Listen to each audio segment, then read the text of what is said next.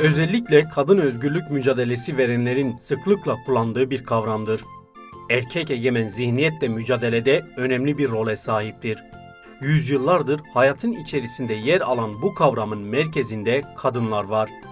Bu kez kadın mücadelesinin önemli ayaklarından biri olan feminizmi ele alacağız. Dilerseniz öncelikle halkın bu kavramı nasıl tanımladığına bakalım.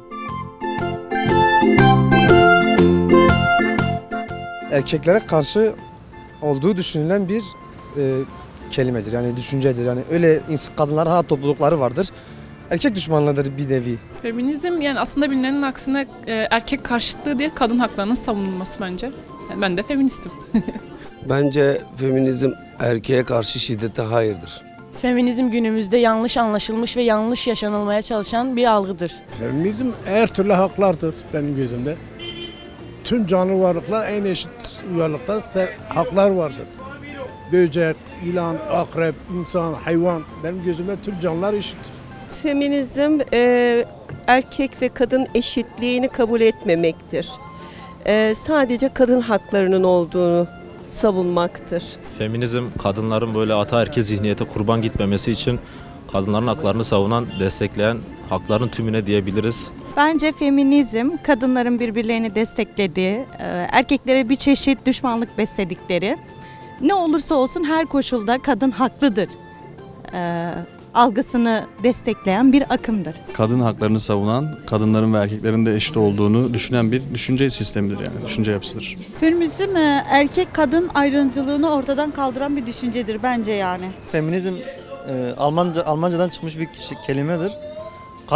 Kadınlara ilgili bir şeydir. Feminizm bir kadının kendi haklarını savunması ve kadınların gücünün olduğunu ve kadınların erkeklerden zayıf olmadığını ve kadınların baskın olduğunu göstermesi olduğunu düşünüyorum.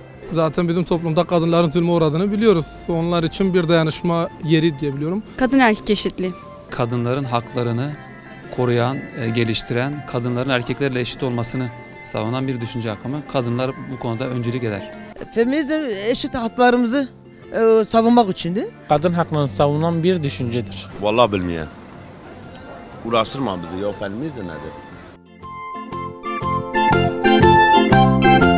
Kadınların ezilmesini engelleyen bir düşünce, erkek düşmanlığı, kadın erkek eşitliği, feminizm nedir sorusuna verilen cevaplar böyleydi.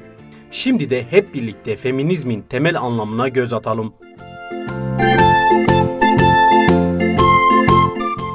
Femin kavramından türetilen feminizm, kadın merkezli, kadını esas alan, kadın bakış açılı düşünce olarak ifade edilebilir. Çıkış noktası 18. yüzyıla dayanmaktadır. Feminizm, kadınların binlerce yıllık ezilmişliğini ve ikincilik konumunu değiştirmeyi amaçlayan bir düşüncedir.